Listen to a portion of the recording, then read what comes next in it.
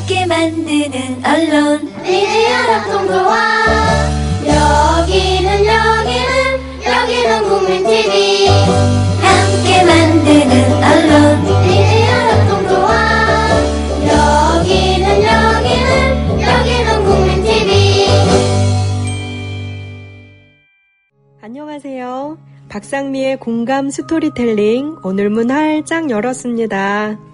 여러분, 이 가을 어떻게 보내고 계세요? 저는요, 요즘 가을을 좀 앓는 것 같아요. 밤에 잠도 잘 안 오고요. 귀뚜라미 소리가 어찌나 슬프게 들리는지 밤마다 슬픈 마음이 들어요. 우리 가족 여러분들은 이 가을을 행복하게 매일매일 즐겁게 보내셨으면 좋겠습니다. 오늘은요, 제가 가장 좋아하는 여자 감독인 임순례 씨 이야기 읽어드리면서 문을 열려고 합니다. 이 방송을 듣는 당신 어서 공감의자에 와서 앉으십시오. 임순례. 가장 좋아하는 영화 감독이자 꼭 만나고 싶었던 큰언니. 섬세한 눈빛, 수줍고 귀여운 웃음, 작지만 단호한 목소리를 가진 사람. 누구보다 넉넉한 품을 가졌지만 인간이 지켜야 할 도리에 어긋난 경우를 만나면 작은 목소리로도 천둥 같은 호통을 칠 수 있는 작은 거인. 그는 우리가 잘 듣지 못하는 소리를 듣고 우리 눈에 잘 띄지 않는 것을 보고 영상에 담아낸다. 임순례라는 렌즈를 통해 만나는 사람과 동물은 우리에게 와서 눈물이 되고 웃음이 되고 의미 있는 존재로 다시 태어난다. 임순례의 영화는 삶의 이면에 있는 의미를 생각해보라고 관객에게 말을 건다. 철저히 자료조사를 하고 물집이 터지도록 발품을 팔아서 영화를 완성하는 완벽주의자이기도 하다. 와이키키 브라더스에서 삼류 밴드의 실패와 좌절에도 그 안에서 꿈과 희망을 건져 올리는 인물들에 대한 따뜻한 시선은 임순례가 아니면 표현할 수 없는 것이었다. 작품성과 상업성을 동시에 추구하는 영화작가, 새 친구 와이키키 브라더스, 우리 생애 최고의 순간, 남쪽으로 튀어라, 제보자 등 한국 영화의 대표작을 꾸준히 만들고 있는 임순례 감독을 만났다.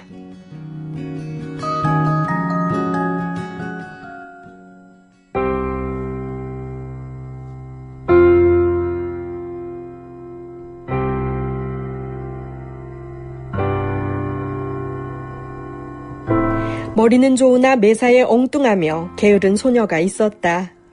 학교 교사들의 눈에 비친 임순례의 이야기다. 사실 소녀는 엄청난 독서광이었다. 교과서 대신 소설을 읽었을 뿐이다. 소녀의 눈에 비친 세상과 체험은 고스란히 영화에 녹아서 눈물겨운 인물들을 탄생시켰다. 가족의 무관심한 지지와 본인의 엉뚱한 기질이 오늘의 영화감독 임순례를 낳았다.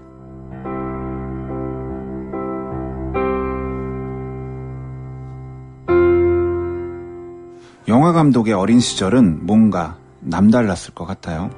집이 너무 가난했어요. 아버지가 알코올 중독 증상이 있어서 매일 술을 드셨어요. 술에 취하는 밤마다 폭력적인 상황이 벌어지니까 집안이 안정적이지 못했어요. 굉장히 머리가 좋고 사회적으로 성공하실 수 있는 분이었는데 무학이에요. 농사 짓다가 미군 부대 노동자가 됐는데 뭔가를 하려고 해도 영어를 모르고 지적 배경이 없으니까 좌절감을 술로 푼 것 같아요. 아버지는 탈집 음료, 초콜릿 같은 건 가져다 주셨지만 영화를 보여주거나 동화책을 사주진 못하셨어요. 그런데 중학교에 가니까 도서관에 책이 많은 거예요. 세계문학 전집을 많이 읽었어요. 섹스피어, 도스토옙스키 등 이해가 안 되는 것도 막 읽었어요.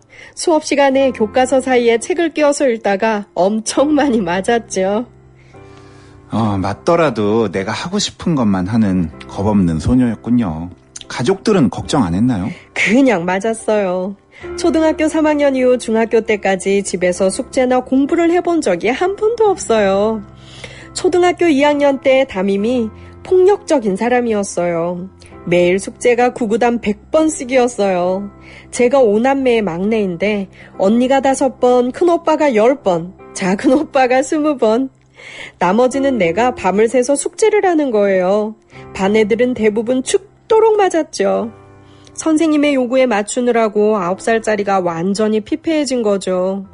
이후엔 숙제를 내주면 그냥 한 대 맞고 말지 뭐 그랬어요. 우리 가족은 모두 서로 참견도 안 하고 야단도 안 쳐요. 저희 엄마가 너는 왜 노트 사달라는 소리를 안 하냐 하신 게 다예요.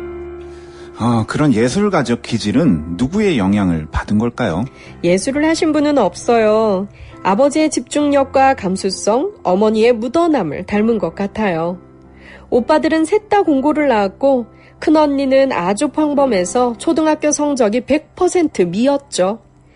중학교에 안 가고 편물을 배웠는데 나중에 검정고시로 고등학교까지 졸업하고 지금은 아마추어 사진작가가 되어서 전시회도 해요. 임순분 작가예요. 오빠들도 손재주가 좋아요. 그건 외가의 영향을 받은 것 같아요. 막내 오빠는 그림을 잘 그려서 제가 대학원 다닐 때 영화 콘티를 전부 그려줬어요. 영화 감독이 아니라 배우로 먼저 데뷔를 하셨다고요? 고2 때 임예진 씨가 쌍무지개 뜨는 언덕이라는 영화를 찍으러 우리 학교에 왔어요. 지금 같으면 수지가 온 걸까? 아이유가 온 걸까? 우리 반에 와서 촬영을 하게 됐는데 저는 공부를 못해서 맨 뒷줄에 앉아 있었죠. 마침 임예진 씨가 제 뒷자리에 앉게 됐는데 임예진 씨를 타이트하게 찍을 때는 내 어깨가 꼭 걸리는 거예요. 꼼짝없이 앉아서 3일간 영화를 찍는데 정해철 감독님을 계속 관찰했어요. 감독이 되게 멋있구나. 훗날 스크린 커트 집회 때 정 감독님을 만나서 인사를 드렸죠. 제가 임예진 씨 앞에 앉았던 어깨였다고요. 고등학교 중퇴, 검정고시, 한양대학교 영문과 졸업, 프랑스 제8대학 영화학 석사. 평범하지 않은 과정을 거치셨네요. 고3 때 반 꼴등이 프랑스 가서 석사학위를 땄네요. 중학교 때까지는 수업 시간에만 집중해도 성적은 최상위권이었어요. 인천 명문 인일여고에 추첨으로 들어갔는데 성적이 막 떨어지더라고요. 그땐 꿈이 없었어요. 결국엔 진학반에 못 가게 됐을 때 충격을 받았죠. 안 해서 그런 거지 진짜 잘할 수 있습니다. 담임을 졸라서 진학반에 들어갔지만 고3 첫 시험에서 꼴등을 했어요. 선생님들이 공부 못하는 애들은 인간 쓰레기로 취급할 때였어요. 그런 상황을 너무 참기 힘들었어요. 인격적인 대우를 못 받느니 독학하자고 마음먹고 자퇴하겠다고 했죠. 저희 가족은 자식의 결정에 대해 간섭하지 않는 대신 책임도 스스로 지라고 가르쳤어요. 야무지게 맘을 먹고 자퇴를 했는데 늦게 일어나고 매일 소설책 한 권씩 읽고 놀고만 먹으니까 살이 막 찌고 그런데 저는 아주 행복한 거예요. 딱 2년을 놀았는데 30년 후에 누가 나를 먹여 살려줄까? 하는 생각이 번쩍 들었어요. 난 중졸인데 취직하면 대학에 가자. 1년 동안 정신 차리고 공부해서 한양대 영문과에 갔죠. 동기들보다 2살이 많으니까 족보가 애매해서 학생운동에 끼기도 그렇고 3학년 때부터 주말마다 프랑스 문화원에 가서 한 달에 8편씩 예술영화를 보기 시작했어요. 프랑스 문화원의 시네마테크에서 유럽 예술영화를 200편가량 보고 영화를 만들겠다고 결심했다. 연극영화과 대학원에 진학했지만 대학원 수업은 만족스럽지 못했다. 늘 답답했다. 최선을 다해 쓴 논문은 도저히 용납하기 힘든 이유로 3번이나 심사를 통과하지 못했다. 지도교수 앞에서 자신의 논문을 찢고 미련을 버렸다. 찢은 논문에 불을 붙이고 싶었지만 참았다. 앞으로는 대학에서 저와 같은 희생자가 나오지 않기를 바랍니다. 정중하게 마지막 인사말을 남기고 교수실 문을 나서며 유학을 결심했다. 프랑스로 가서 영화에 미쳐보자는 생각만 가지고 1988년 파리로 떠났다. 어학과정을 듣지 않고 매일 영화관에 가서 온종일 영화만 봤다. 영화 자막에 나오는 단어를 기억하거나 수첩에 적어서 사전을 찾고 독학으로 프랑스어를 공부했다. 6개월 후 프랑스 제8대학교 영화학과에 입학해서 정확히 4년 만에 미조구치 겐지에 관한 연구라는 논문으로 석사학위를 받은 후 한국으로 돌아왔다. 넉넉지 않은 형편이었지만 학비를 보내준 큰오빠의 묵묵한 지지가 있었기 때문에 가능했다. 인터뷰 내내 그는 부인했지만 상당히 머리가 좋고 집중력이 놀라운 사람임이 분명했다.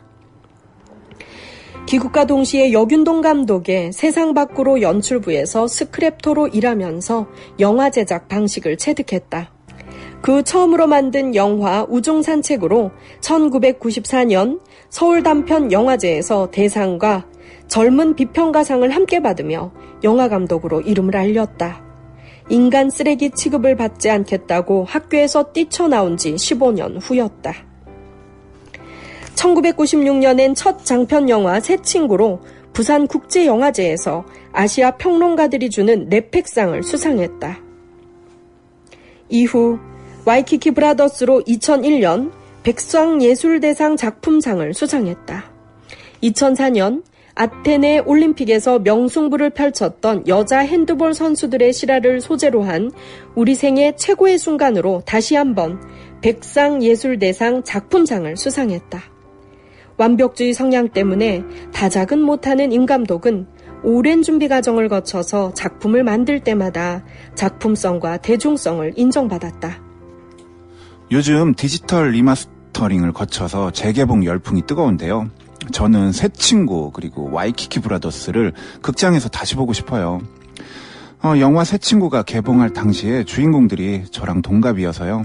그들에게 깊이 감정을 이입하는 바람에 영화가 끝나고도 한참을 울었어요. 영화 와이키키 브라더스는 한편의 뮤지컬 같은 영화였는데요.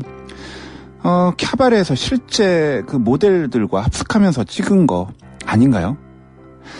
그 세계를 살아보지 않고 어떻게 그만큼이나 구체적으로 묘사할 수 있죠? 김웅수 감독이 어느 날 이 영화의 모태가 된 시놉시스를 써서는 저랑 정서가 맞을 거라고 권해줘서 찍게 된 영화예요. 서울까지 10시간 정도 걸리는 완행열차를 탄 적이 있는데 남녀 한 쌍이 가까운 거리에 앉아서 내가 알 수 없는 세계의 이야기를 밤새 하는 거예요. 남자분은 나이트클럽 악사고 여자분은 종업원이었어요. 복잡한 남녀관계에 얽힌 야한 이야기, 나이트클럽에서 일하는 인생들의 깊은 비애, 와이키키 브라더스에 담긴 페이소스들이 있는 이야기들이 있었어요. 단란주점에서 알몸으로 아파트를 부르던 성우의 그 표정은 지금도 선명해요. 노래방 모니터에는 꿈 많던 고교 시절 해변을 알몸으로 질주하던 성우의 모습이 나오잖아요. 단란주점의 앵글과 바닷가 롱컷을 대비해서 꿈과 현실의 괴리를 보여준 장면은 가슴을 울렸어요. 섬세한 감정이 담긴 씬이 유난히 많았고요.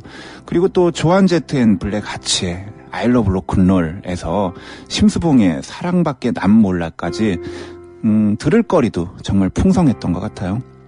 시나리오를 쓰기 시작했을 때 야간 완행열차에서 들은 이야기들이 떠올랐어요. 작업하는 동안 업소에서 일하시는 분들을 많이 취재했어요. 영업이 끝나는 3시쯤에 포장마차에서 술 마시면서 밤새 이야기를 듣는 거죠. 그분들도 누군가가 자기 이야기를 들어주길 바라거든요. 영화에서는 구체적으로 표현할 수 없을 정도였어요. 유흥업소 여성들은 5시쯤 일이 끝나면 그 안에서 원맨 밴드를 불러서 쌓인 스트레스를 풀면서 노는데 상상을 초월하는 일들이 그 안에서 벌어지는 거죠. 밤새 그런 일을 겪고 아침에 문을 딱 열고 나오면 사람들은 출근을 하고 있대요. 그때 심한 자괴감을 느끼는 거예요. 꿈과 현실의 괴리.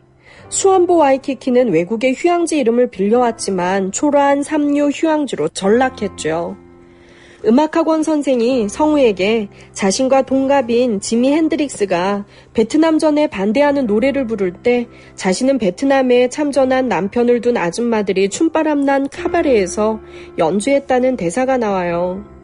결국 하와이와 수완보의 차이인 거죠.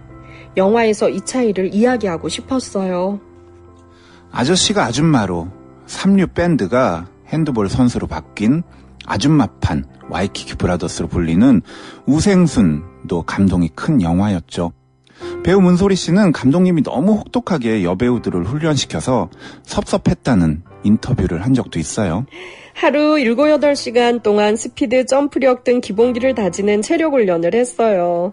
정말 힘든 훈련인데 배우들은 잘 견뎌줬죠. 모두 여배우인데 누구를 특별 대우하겠어요. 모두가 다 공주인데.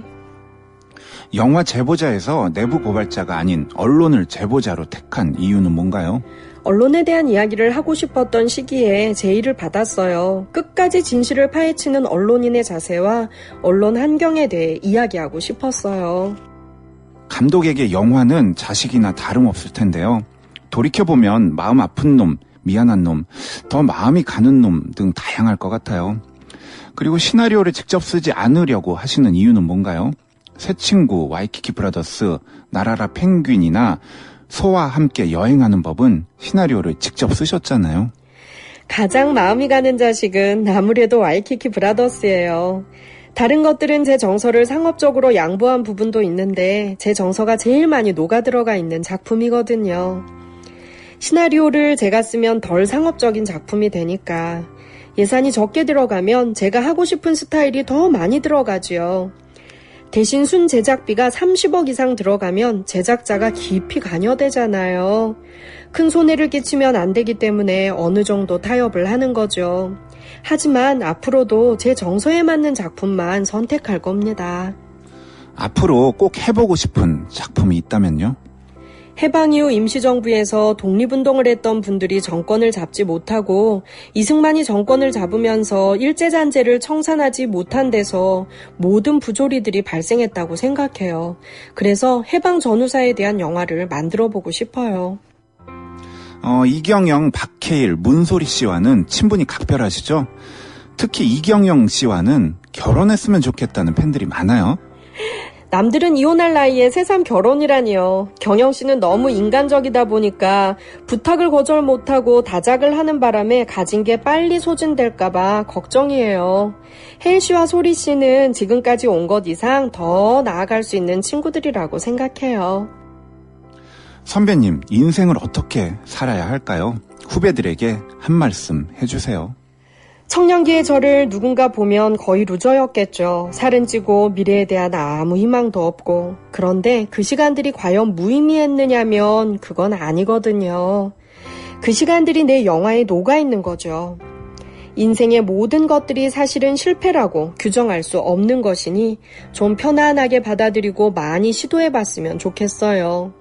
되면 어떻고 안 되면 어때요? 두려움이 전면에 나서면 도전은 할 수가 없죠. 그러면 삶이 재미가 없잖아요.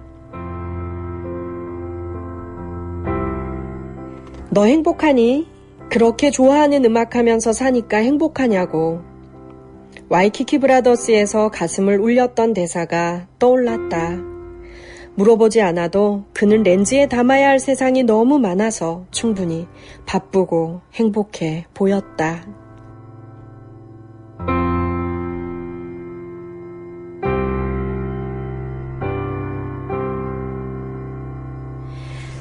네, 여기까지 임순례 감독의 이야기였습니다. 마지막에는 사랑이 온다. 임순례 박상미 대화편에서 읽어드렸습니다.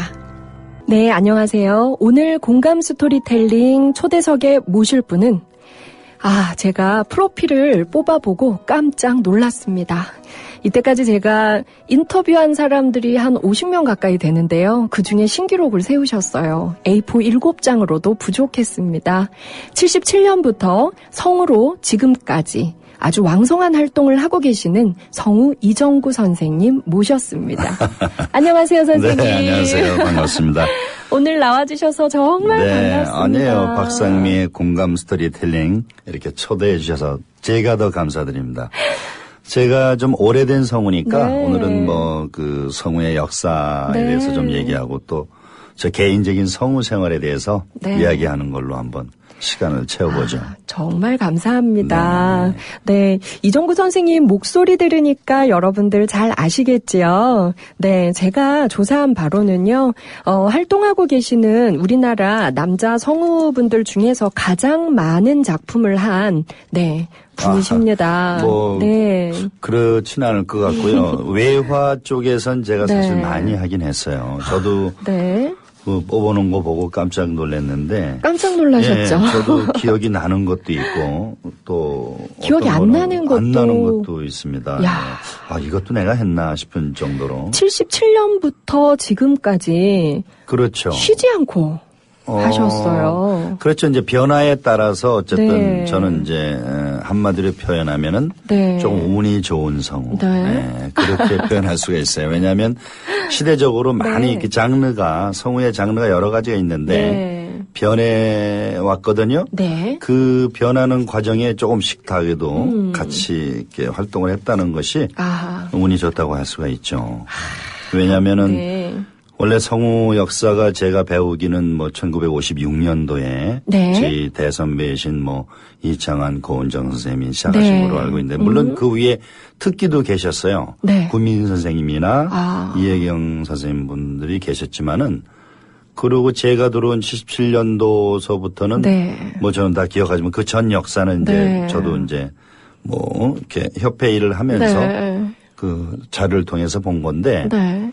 그렇게 되면은 제가 처음 성우 될 때만 해도 성우의 전성기 시절이거든요. 아, 네, 그랬을 것 그때는 같아요. 뭐 네. 오히려 지금 TV보다 네. 더 인기가 많았거든요. 라디오 드라마들이. 그렇죠. 연속극이 너무 많았어요. 그러니까 뭐 5시 때 어린이 연속극으로 시작해서 네. 11시 때 뭐 심야 연속극까지 하면은 뭐 하루에도 뭐 굉장히 많은 시간을 이제 드라마에 할애하는데 그때 당시는 드라마가 히트를 치면은 네. 그대로 그 내용이 영화 시나리오로 갑니다. 아. 네. 그러면 정도로. 또 영화에서 그렇죠. 또 주인공 맡으시고. 그러니까 제가 들어갔을 때만 해도 거의 우리나라 방화의 거의 마지막이었는데 네. 그때까지만 해도 전부 후시 녹음. 그렇죠. 100% 성우들이 녹음을 했어요. 제가 조사해 보니까 네. 선생님 77년에 KBS 15기 공채 성우로 데뷔를 하셨어요. 네네. 뭐 저 태어날 무렵인데 정말 엄청나세요. 지금 거의 40년째. 네. 그렇죠. 40년 가까이 되죠. 근데 예. 77년부터 80년대 중반까지가 아주 황금기였다고 그렇죠. 들었어요. 네. 이때가 후녹음 시대여서. 그렇죠. 성우들이 다 영화 녹음을 했죠. 네. 저도 그 몇몇 그 유명했던 그 임성민이라는 배우 네. 꼭 영화 하면은 제가 고정으로 하곤 했어요. 아, 임성민 씨 목소리. 아, 그분이 참 돌아가셨어요. 네, 그 안타까워요. 기억이 나는 작품 몇 작품 중에 무릎과 무릎 사이라고 네, 제 목소리였죠. 예. 네. 아, 지금 들으시는 분들이, 아, 이 목소리 나 아는데, 네. TV에 많이 나오시지 않아서, 네, 그렇죠. 지금, 네, 네네네. 저희가 들으시는 분들 회상하실 수 있도록 대표 작품들 같이 한번 먼저 얘기해보면 좋겠어요. 네. 영화 작품은, 아, 근데 선생님, 영화 하신 거 제가 제목만 뽑았는데요. A4 5장이에요. 아, 뭐 거의 다 주인공이에요. 주로 이제 배우로 얘기하면 편하죠. 외화는. 네. 해주세요. 배우는 네. 시리즈가 있고 이제 단편물이 있는데 네. 시리즈에서는 그 84년도부터 2년 동안 했던 전격 제트 작전. 네. 이거 마이클 2년 동안. 라이트라고. 네네. 맞아요. 마이클 라이터. 킷 가자 그러면서 네. 한참 인기가 좋았죠. 선생님, 그때. 그 기억나시는 대사 몇 대목만 해주세요. 그러니까 저는 지금도 생각나면 그 시계 쳐다보면서 네. 킷 가자 이거밖에 생각이 안 납니다. 이게 저 개인적으로는 뭐 외화의 출세작이라고 할 수가 있죠. 그리고 전 이것도 기억나요. 문라이트. 그렇죠. 그게 브루스 이제, 윌리스의 브루스 한국 윌리스 데뷔작. 시리즈가 네. 우리나라에 처음 들어왔을 때죠. 정말 브루스 윌리스의 목소리를 우리는 근데 굉장히 예. 코믹하고 네. 아주 노래도 잘하고 유머스러웠던 배우였는데 그게 다이하드로 네. 우리나라에 들어오더라고요. 맞아. 그래서 아주 히어로적인 그 영화를 그 사람 걸 끝날 때까지 지금까지도 하고 있죠. 브루스 윌리스 그러니까 우리의 기억 속에 한국에서 만난 브루스 윌리스의 목소리는 다 성우 이정구의 목소리로 그렇죠. 만났어요. 네네. 그렇죠. 모르셨던 분들 많으셨을 것 같아요. 이거 거의 1년 하셨어요, 문라이트도. 그렇죠. 1년 방송하고 이제 그로부터 한 1년인가 있다가 이제 다이하드가 들어오고 나서 이제 그분 영화를 다 했죠. 다이하드 시리즈도 다 하셨고. 그 외에 이제 우리 영화들이 브루스 많았죠. 윌리스의 목소리 한 번만 들려주세요. 근데 이제 브루스 윌리스가 뭐 특별하게 목소리가 다르다는 것보다도 네. 그분의 영화를 보면은 네. 약간 코믹하고 아. 좀 장난스러움이 많아요. 뭐 웃는 것도 네. 뭐 좀 약간 그 기억난다. 텐션이 달라요. 네. 그래서 참 재밌게 봤었고 사실은 근데 브루스 윌리스보다도 저는 개인적으로 제가 좋아하는 배우는 네. 따로 있어요. 아, 누군가요? 저는 리차드 기어를 좋아해요. 아, 리차드 기어 목소리도 리차드 많이 하셨죠. 기어는 최초에 맡은 것이 이제 사관가 신사라고 네. 그 이제 불량 청소년이 네. 군에 가서 네. 군 그 조직된 사회 속에서 이제 네. 성장해서 네. 뭐 좋은 사랑도 나누고 그런 네. 얘기인데 그 배우를 좋아했어요. 아, 근데 이때가 77년부터 80년 중반까지 훈호금 시대였으니까 이 외화를 하는 성우들이 연기력이 정말 우수해야만 저희도 몰입할 수 있었던 시기잖아요. 그렇죠. 근데 이제 네. 연기 패턴이 옛날 그 방화 시절에는 조금 지금도 추억의 영화라 그래서 가끔 네. 들어보면은 네. 조금 오글거리죠. 약간 이제 그 인터네이션이 네. 조금 다르긴 한데 네. 왜 그러냐면은 그때는 그 어투가 조금 네. 달랐던 것 같아요. 아. 왜 방화는. 근데 네. 이제 방화 녹음이 왜 어려웠냐면은 왜 그때는 후시 녹음 그 많은 성우들이 참여를 못 했냐면은 네. 필름 필름 작업으로 녹음을 하거든요. 아. 그래서 예를 들어서 2시간짜리면은 예. 120분이잖아요. 예. 그럼 12분씩 10개로 잘라요. 아. 그래서 한 테이크가 12분이죠. 네네. 12분에 아무리 녹음을 잘했어도 누가 한마디 틀리면 다시 하는 거예요. 처음부터요? 처음부터. 필름 작업이니까. 네네네. 그래서 특히 저희처럼 단역으로 시작하는 그 초년생 시절에는 예. 선배님들이 그 어려운 거를 잘 맞춘 거에 뒤에 한마디 걸려 있는 사람은 그 심리적 압박감이 뒤로 갈수록. 내가 틀리면은 저분들이 저걸 다시 해야 되는 거예요. 어떻게. 그 말은 안 하시지만은 그 네. 눈총을 받지 않으려고 네. 굉장히 진짜 강심장이 아니면은 그 영화 녹음 하러 왔다가 그냥 간 동료들이 참 많아요. 아. 네네. 어렵습니다.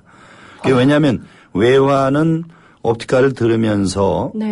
또 시사를 충분히 하고 하지만은 네. 방화는 우리말이니까 네. 호흡이 반호흡만 틀려도 입이 안 맞아요. 입이 맞아야 하니까. 그렇죠. 그래서 그 방화에서 주인공을 좀 하고 나니까 네. 나중에 외화할 때 사실은 네.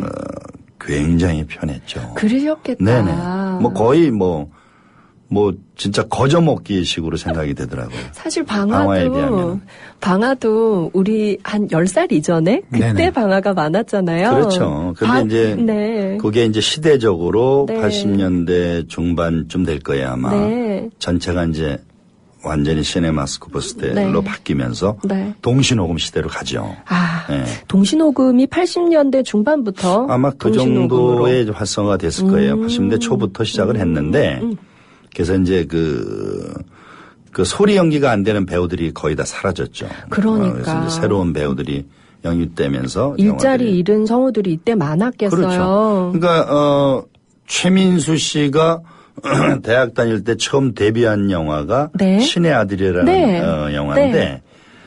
그게 제 목소리예요. 제가 해줬어요. 이게 초창기지. 그러니까 그분이 네. 영화를 하면서 본인 녹음이 아닌 건 그거 한 편밖에 없죠. 아, 나머지는 네. 다 최민수 씨가 했고. 네네. 그렇죠. 그런데 그 이정구 선생님 그 평소 스타일을 보면 굉장히 어울렸을 것 같아요. 그 최민식 씨 연기랑. 최민수 씨. 최민수 씨. 예. 네. 그랬고 뭐 박중훈 씨니 뭐 데뷔했던 작품도 같이 했고 처음. 저희가요 깜보라는 기억할 영화. 수 있게. 깜보. 네, 제가 깜보 목소리를 제가 했거든요. 박중훈 씨의 깜보가. 아니 이황림 네. 감독의 깜보라는 영화에 네. 박중훈, 김혜수 씨가 처음 네. 데뷔를 했는데 네. 박중훈 씨 역할은 제비라는 역할이었는데 네. 그 소리는 이제 다른 분이 했고 그 깜보 역할을 깜보의 제가 역할을. 했습니다. 네네네. 저희가 그러면 기억할 수 있게 한국 방화 중에서 목소리 맡았던 배우들, 네. 아까 임성민 씨하고. 임성민 씨도 네. 있고, 이영하 씨도 한번 해줬고. 이영하 씨. 네네, 데뷔했을 때. 그 다음에 변우민인가? 네, 변우민 어렸을 씨. 때. 네. 그 하이틴 영화 할 때도 해줬었고.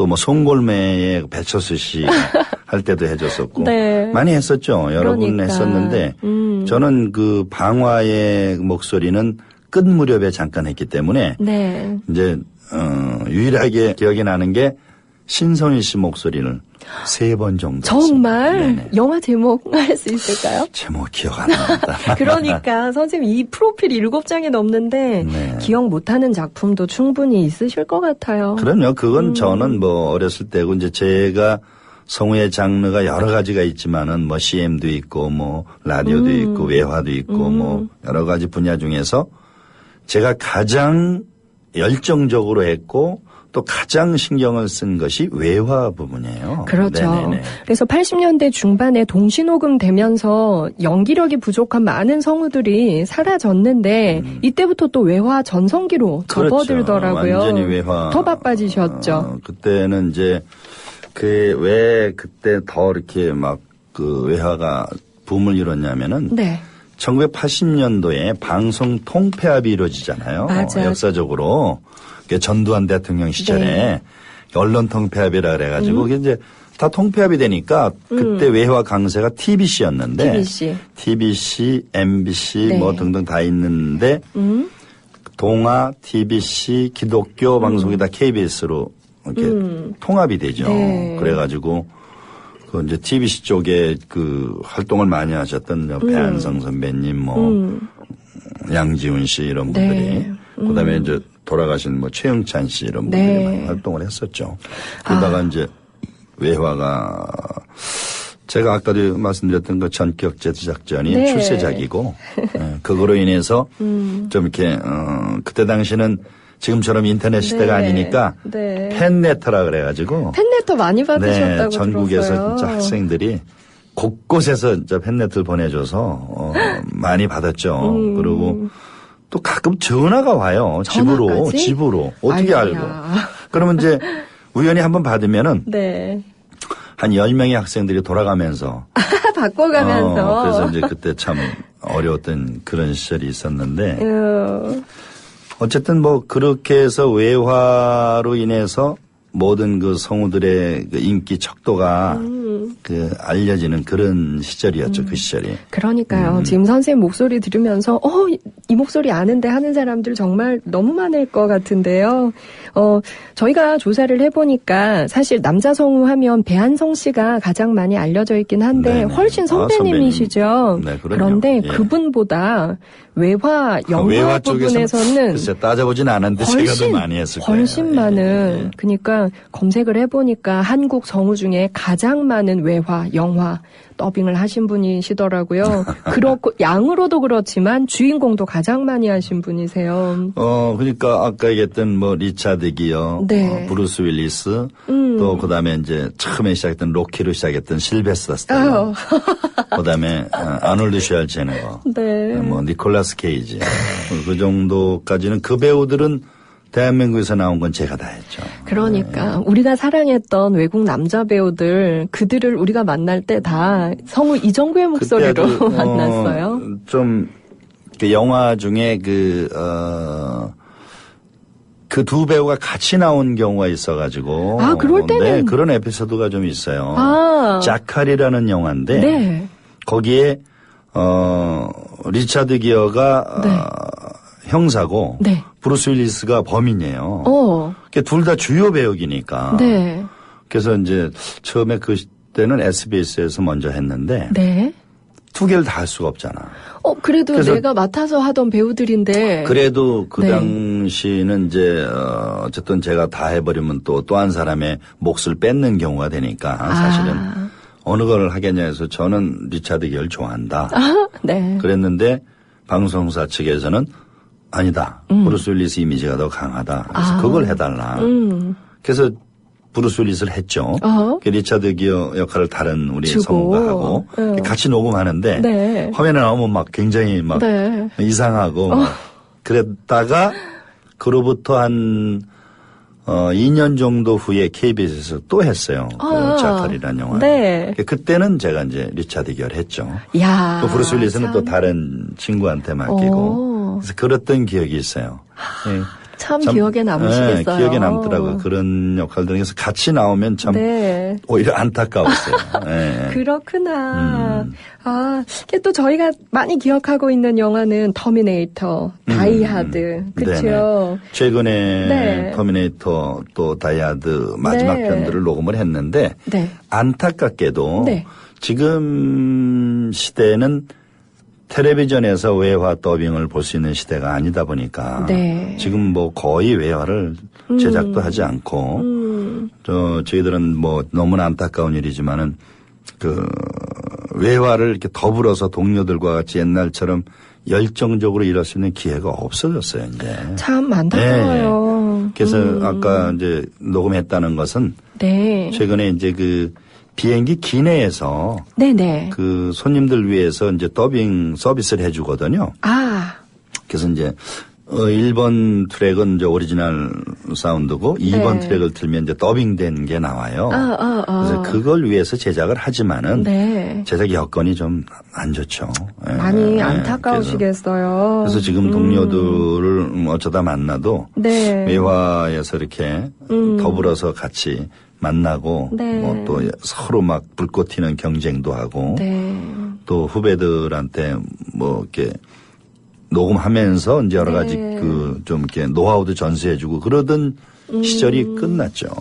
지금은 참 정말 성우의 역할이 안타깝습니다. 굉장히 컸는데. 그렇죠. 그래서 그때 당시는 지금은 믿지 못하시겠지만은 네. 지금 한참 그 좋은 그 매체로 각광받고 있는 그 광고 네. CM이라는 것은 네. 성우들이 안 하려고 그랬어요. 예. 왜 그랬냐면은 라디오 드라마나 이런 연기 네. 나는 연기를 하는 배우지 네. 그 광고 상업적으로 이렇게 멘트하는 이런 거는 연기도 아니고 그걸 할 수 없다. 지금은 서로 하려고 네, 그래서 그러잖아요. 안 하려고 자꾸 하기 때문에 네. 그 시절에 광고 성우를 따로 뽑았잖아요. 광고 성우가 그럼요. 따로 MBC에서 있었어요. 따로 뽑았죠. 왜냐하면 그렇구나. 안 하려고 그러니까. 아. 그리고 지금도 뭐 여전히 인기를 구가하는 그 애니메이션도 네. 그 초년병 성우들 네. 풀이 막 하고 이제 시작하는 성우들이 많이 참여하는 거지. 저거 어느 정도 중고참 되면 뭐 애니메이션도 안 하려고 그랬어요. 왜냐하면 그렇군요. 그때만 해도 애니메이션들이 이제 좀 이렇게 다양한 그 캐릭터들이 나오는 게 아니고 뭐랄까 좀 동물들 나오고 아이들 그런 좀 회화적인 게 많다 보니까 연기에 방해된다. 그래서 좀 안 하려고 그랬던데 지금은 뭐 최고의 장르가 애니메이션과 또 광고 녹음이죠. 맞아요. 시대가 이렇게 변하고 우리 있습니다. 또, 네, 젊은 층, 지금 청취자들 위해서 이정구 선생님 하면 애니메이션 뺄 수가 없는데요. 애니메이션만 거의 40편 이상 하셨어요. 네. 제일 대표작이 저희 기억에는 명탐정 코난. 네네. 네. 유명한 탐정. 네, 거기서 유명한 탐정 역할 하셨어요. 네네. 목소리로 좀 들려주세요. 저 옛날 유명한 생각하게. 탐정은 근데 이제 그게 지금 사실 아는 사람이 많지는 않을 텐데 원래 유명한 탐정의 목소리가 제가 했던 게 아니고 원래는? 네네. 저하고 굉장히 친했던 그 장정진이라는 친구가 있는데 네. 방송 사고로 잘못됐어요. 그래서 이제 그 친구가 하다가 그 친구가 이제 그만두는 못하는 바람에 네네. 제가 그때부터 맡게 돼서 지금 거의 뭐 10년 목소리로 이상. 한번 들려주세요. 탐정. 그 뭐 명탐정 코난은 약간 코믹해요. 네. 그 캐릭터 자체가 네. 그냥 자유분방하고 맞아. 뭐 저희 어릴 누구 때. 눈치 보지 않고 맞아. 잘난 척하다가 맨날 그 허탕질이나 하고 그 또 코난한테 잠드는 총 맞고 이제 멋지게 맞아요. 사건 네. 해결하고 그러는 캐릭터인데 네. 그래서 그 좀 애착이 가고요. 네. 원래 애니메이션에 뭐 여러 가지 했지만은 저는 그거 하고 또 한 가지 그 호모 심슨이라는 심슨네 가족이라는 거. 이건 뭐 남학생들이 네, 아주 그 호모 좋아했죠. 심슨 역을 제가 했는데 그 아직 모르는 사람들이 많아요. 굉장히 그것도 좀 이렇게 네. 우악스럽고 바보 네. 같고 뭐 좀 그런 캐릭터거든요. 그거 좋았는데 그게 이제 애니메이션으로는 조금 네.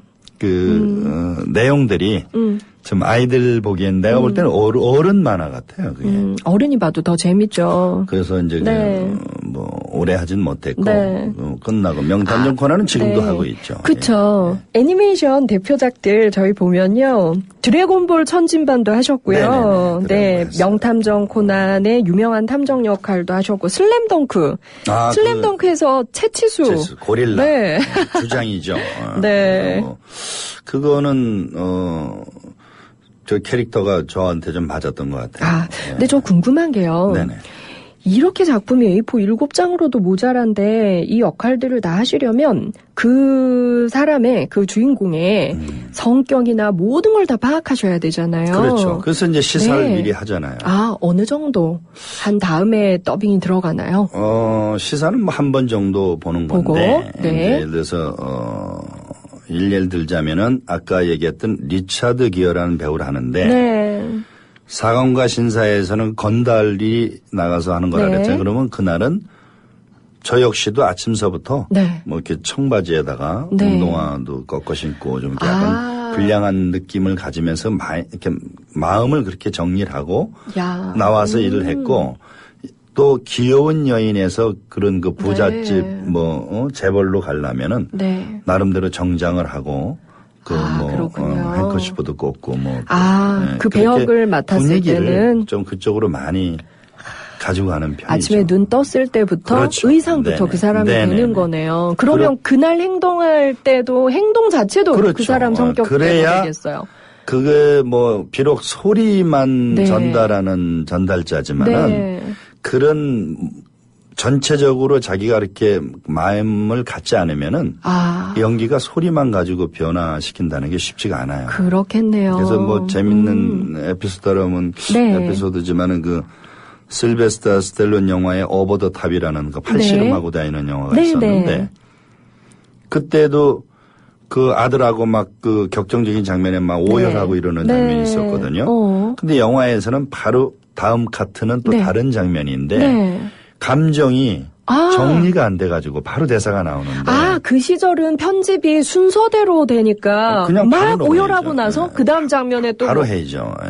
근데 야, 네. 그게 안 되더라고요. 그래서 좀 쉬었다 하자. 한 10분 정도만 쉬었다 하자. 쉬었다 합시다. 10분도 너무 짧은 시간 아니 어쨌든 아닌가요? 이제 그렇게 마음으로 몰입을 해야지. 네. 지금도 이제 제가 가끔 이렇게 아까 얘기한 칼기 녹음에서 이렇게 다양한 역할들을 한 사람이 네. 막 하는데 그거를 이렇게 금방 하고 또 금방 변화해서 하고 네. 그게 이제 잘하는 것 같지만은 네. 사실은 감정 정리를 새로 하고 해야죠. 그게 그렇게 금방금방 성격을 변화해서 한다는 게 글쎄요, 능력 있는 사람들은 어떨지 모르지만 참 쉽지 잘 안 않을 것 되더라고요. 같아요. 예. 그러면 하셨던 그 외화 작품들 중에 정말 몰입해서 했던 그 연기 같은 경우는 내가 거기서 빠져나오는데 좀 힘든 경우도 있을 것 같아요. 시간이 좀 걸리는. 물론 이제 저의 성격도 사실은 네. 처음에 이제 출발 자체가 네. 이제 좀 이렇게 제가 좀 거칠고 네. 좀 그런 쪽 이미지가 많아서 네. 시작을 했지만은 그쪽으로 몰입하다 보니까 나중에 제 성격도 완전히 이렇게 변해버린 것 같아요. 정말? 네. 그래서 제가 그렇게 정의롭고 그런 사람도 아닌데도 네. 불구하고 네. 자꾸 내가 히어로적인 착각을 해서 지나가다가 누가 이렇게 밤늦게 네. 싸우면 쫓아가서 말이야. 왜 네. 싸우냐? 당신 얘기해라. 당신 잘못하지 않았냐? 이래가면서 참견도 하고 그런 일도 있었는데. 그런 정의로운 역을 많이 하다 보면 성격도 네네. 그렇게 바뀌어갈 수 많이 있다. 좀 정의롭게 좀 되려고 네. 많이 노력은 형사 하는데. 이미지도 좀 있으세요. 네, 그런 쪽. 근데 이미지가 저희가 있죠. 이렇게 뵈면 외모도 굉장히 수려하셔서 그렇지 않습니다. 이렇게 또 그 목소리 연기가 뛰어나고 이러다 보면 영화나 텔레비전 쪽에서 또 캐스팅 제의가 많이 들어왔을 것 같아요. 많이는 아니고 네. 기회는 좀 있었어요. 네. 왜 그러냐면은 아까도 처음에 말씀드렸지만 라디오 드라마 전성기 시절에 좋은 작가분들께서 좋은 네. 작품들을 쓰시다가 예. TV 드라마가 활성화되면서 다 그쪽으로 가셨거든요.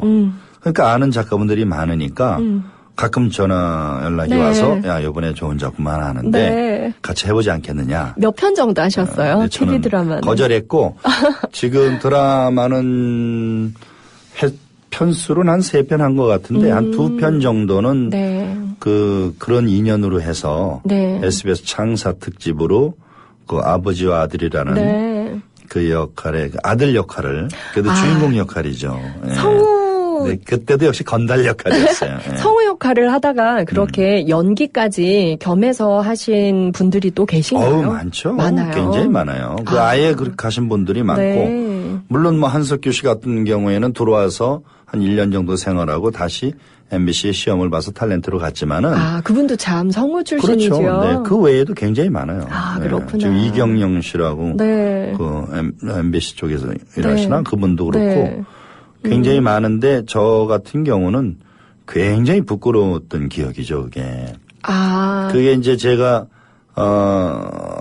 물론 이제 뭐 아직 그때는 경륜도 짧고 그래서 더 그랬겠지만은 장르가 다르다 보니까 처음에 좀 재밌는데 힘들더라고요, 그게. 촬영이. 얼굴이 막 나오는 게. 아니 이제 우리는 뭐 어디 대본 하나만 있으면은 볼펜 하나 체크만 하고 하면 되는데 텔레비전은 현장에 가야 되니까 맞아. 시간도 너무 많이 뺏기고 또 뭐 완전히 뭐 밤을 새가면서 일하고 이런 것들이 너무 적응이 안 되더라고요. 그래서 참 억지로 했는데 제일 충격을 받은 거는 텔레비전에서 방송이 되는데 신인 영화 배우가 저걸 하는데 연기를 못해서 목소리를 성우 이정구가 더빙을 했구나. 내 목소리를 알아듣고 이정구라고 생각을 안 하고 이정구 목소리만 기억하고 신인 배우 거를 이정구가 더빙해줬다. 이정구가 직접 연기까지 했는데. 맞아. 그런 얘기를 들었어요. 그리고 이제 후시 중간중간에 이제 세트 녹음을 하는데 감독님 말씀이 자꾸 외화를 보는 것 같다는 거지. 네, 소리 자체가 너무 외화를 많이 하다 보니까 소리가 귀에 있기도 하고 또 연기가 부족해서 그랬겠도 했지만은 어쨌든 막 그런 걸 들으면서 나 절대 이건 하면 안 되겠구나. 평생 성우의 길만 걸으신 거에 대해서 전혀 후회가 없으시죠? 후회는 없습니다. 근데 많이 이렇게 유명해진 또 성우분들을 보면 방송에 얼굴을 많이 노출을 하세요. 저는 그래서 좀 자신이 없어서 그렇죠. 아니요, 자신도 제가 없고. 보면 굉장히 고집스럽게 나의 길을 걸어오신 분 같아요. 지금도 사실은 저는 제가 기본적으로 이렇게 연기를 잘하고 이렇다기보다도 시대적으로 살아오면서 운이 좀 좋았구나 그런 생각을 많이 합니다. 운이 좋았다고 운이 생각하세요? 왜냐하면 그 외화가 조금씩 사라지면서 내 무대가 없어질 쯤에서 CF를 또 많이 했거든요. CM을. 그래서 CM을 또 한참 많이 하다가 CM도 이제 어느 정도 이제 또 세대 교체가 되고 바뀌면서 또 애니메이션을 또 이렇게 많이 하게 되고. 그러시죠. 또 나이가 되니까 또 이렇게 다큐멘터리가 너무 재미있어서. 다큐멘터리 많이 하셨어요. 다큐멘터리 나레이션을 지금은 굉장히 아주 다큐멘터리 어떤 작품 있습니다. 하셨죠? 근데 이제, 사실은 제가 개인적으로 이제 병을 알아가지고, KBS의 역사 스페셜도 맡아서 하다가, 몇 번 하고 못했고, 또 KBS의 그 동물의 왕국이라고 주말에 하는 거, 고정으로 하다가, 제가 이제 그 목의 병을 알아가지고 맞아요. 성우 입장에서 또 후두암 앓으셨어요. 그래서 한 1년 쉬었죠. 굉장히 힘든 시간이었을 것 같은데 또 그때 이야기도 또 들어보고 싶어요. 사실은 성우가 목을 다치고 나니까 제가 담배를 많이 피웠거든요. 그 당시에. 그래서 이제 그런 병을 얻고 나서 한 1년간 쉬면서 사실 책도 네. 좀 많이 보고 그때 당시 제가 평생 볼 책을 다 봤죠. 예. 그 1년 쉬는 그 네네. 시간 동안 참 많은 생각하셨을 것 같아요. 그럼요. 오히려 네. 그때 비로소 내가 참 그 여러 가지 운도 좋았고 일을 이렇게 잘 해왔구나 하는 걸 느꼈죠. 한참 일할 때는 몰라요, 그거를. 맞아요. 누구나. 예. 네. 그래서 선생님 사실 외국에서는 한 가지 일을 30년 이상 한 사람을 다 장인이라고 얘기를 네. 하는데요. 네. 선생님 성우 40년째세요. 정말 쉽지 않은 길을 40년 동안 정말 꾸준히 이 길만 걸어오셨는데요. 돌아보면 어떠신가요? 굉장히 운이 좋았구나. 왜냐하면은 물론 뭐 40년이 네. 아니라 뭐 환경만 좋으면 50년도 할 수 네. 있는 거겠지만은 그동안에 아까도 말씀드렸지만 저희 성우들의 그 환경이 많이 변했거든요. 네. 그래서 그 변한 환경 속에서 40년 동안 일을 하기가 네. 정말 쉽지 않은 네. 환경이었는데 아직까지 뭐 여러 가지 그래도 일을 하는 거 보면은 네. 운이 좋았구나. 그래서 지금은 나를 필요로 하는 곳이면은 네. 어떻게든지 최선을 다해서 열심히 하자라는 네. 모토로 바뀌었죠. 그러니까요. 원래 그렇지 않았는데. 지금도 네 KBS ETV 아침 프로그램에서 굿모닝 월드 네네. 6개월 이상 진행하고 그렇죠. 계세요. 8개월 했죠. 그래서 우리 거기서 만났잖아요. 8개월. 그래서 이렇게 얼굴로 또 네네. 뵐 수 있으니까 너무 반갑고요. 방송국에서 환갑이 지나신 분들 만나기가 사실 쉽지 않은데 그렇죠. 예. 생방송으로도 나오고 계시고 선생님 그 후드와 말고 나서도 저희가 듣기에는 목소리 똑같습니다. 네, 감사합니다. 앞으로는 선생님 어떤 그 계획 갖고 계신가요? 글쎄 이제 지금 뭐 제 스스로 뭐 성우 일에 대해서 뭐 어떻게 하겠다 이런 네. 얘기보다도 이제 조금 시간이 조금 허락되면은 네. 연기를 좀 해보고 싶어요. 아, 정말요? 예, 그래서 아까는 뭣도 모르고 네. 텔레비전을 잠깐 했지만은 영화 쪽 같은 일도 한번 해보고 싶고 그러기 위해서 뭐 연극을 네. 나름대로 한번 정말 해보고 어울리실 것 싶어요. 같아요. 그래서 이제 지금 아는 분한테 몇 분한테 연극할 수 있는 기회를 좀 네. 달라고 얘기는 하고 있는데. 멋지다. 네, 그래서 이제 그런데 저희가 여기에 또 사진 올려서 청취자분들 보실 수 있게 할 건데요. 네네. 연세보다 정말 한 20년은 젊어 보이세요. 얼마든지. 아니, 근데 아까 뭐 어쩔 네. 수 없이 뭐 데뷔 연도는 말씀드렸지만은 네. 뭐 한 20년씩 빼고 싶어요, 마음으로는. 네. 저희도 항상 이렇게 만나서 대화해보면 전혀 세대차를 못 느끼겠습니다. 그래서 그래야죠. 선생님 앞으로도 왕성하게 네. 연극 무대에서도 뵙고 방송에서도 많이 뵐 수 저는 있으면 주어진 환경에 최선을 다해서 좋겠습니다. 열심히 일하도록 네. 하겠습니다. 그래서 선생님 다음에 정말 앞으로도 이제 성우 생활 50년, 60년 이렇게 또 청취자들한테 인사하는 네. 그런 기회가 있었으면 좋겠어요. 그렇게 됐으면 좋겠습니다. 네. 고맙습니다. 감사합니다. 고맙습니다. 박상미의 공감 스토리텔링 공감 의자에는 성우 이정구 선생님께서 나오셔서요 40년 동안 걸어온 성우 인생에 대해서 말씀해 주셨습니다. 여러분 오늘도 공감 의자에 앉아서 함께해 주셔서 감사합니다. 가을이 깊어가고 있어요. 하루하루 아름다운 추억으로 채워가는 날들 되시기를 바랍니다. 평안을 빕니다. 행복한 한 주 보내시고요. 우리는 다음 주 다시 만날게요. 지금까지 박상미였습니다. 국민라디오 팟캐스트 응원하는 가장 쉬운 방법 아시나요? 다운로드하기, 별점 주기, 댓글 달기, 구독하기. 국민라디오 팟캐스트 널리 알리는 가장 쉬운 방법 다운로드하기, 별점 주기, 댓글 달기, 구독하기. 기억하세요. 다운로드하기, 별점 주기, 댓글 달기, 구독하기.